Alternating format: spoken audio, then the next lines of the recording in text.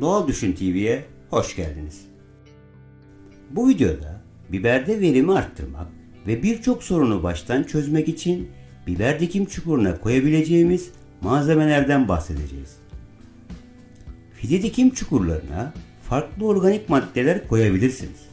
Ancak bunların kompostlaşmış olmasına özen gösterin.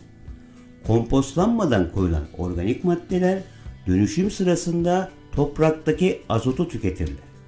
Bu nedenle toprak içinde değil de dışarıda kompost yapmak en mantıklı çözümdür.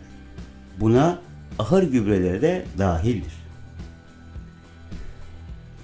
Fide dikim çukuruna kemik tozu, balık atıkları, kompost, fermente edilmiş ahır gübresi, odun külü gibi malzemeler koymak, kök çevresinde yavaşça çözünerek fidenin düzenli beslenmesine yardımcı olur.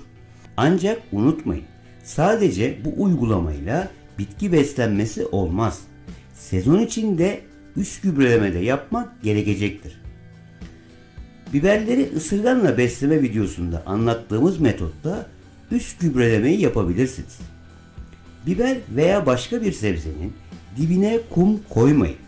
Sulama yapıldığı zaman su toprağı oluşturan parçaların ayrılmasına neden olurken kum gibi daha ağır malzemelerin kök etrafına toplanmasına, toprak tavanı kaybettiği zaman da kum dışındaki malzemelerin kök etrafında kalan kumun üzerine baskı yaparak köklerin sıkışmasına neden olur.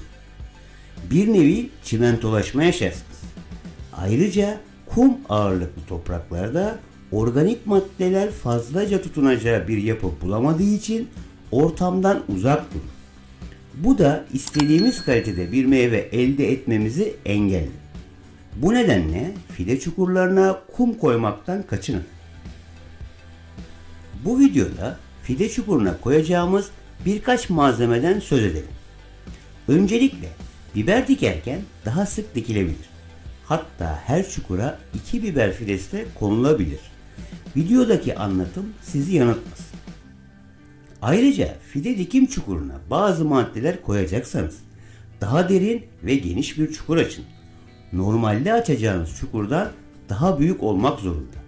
Çukuru açtığımız zaman içine yarı yarıya fermente edilmiş ahır gübresi ve kompost karışımından bir kürek koyun. Üzerine bir miktar leonardit koyabiliriz. Koymak zorunda değilsiniz. Ancak leonardit çözüldüğü zaman ortaya çıkacak hümit ve fülvik asit sayesinde bitkinin gelişme dönemi sırasında toprakta çözülen besin maddelerinin bitki tarafından daha rahat alınmasına fayda sağlar. Leonardit miktarı kadar tavuk gübresi de konulabilir. Ancak tavuk gübresi kesinlikle fermente edilmiş olmalı. En son olarak çukurun içine bir köke bir avuç olmak üzere odun külü koyacağız. Bu bize ilk gelişim çağında daha fazla potasyum ve kalsiyum sağlayacaktır.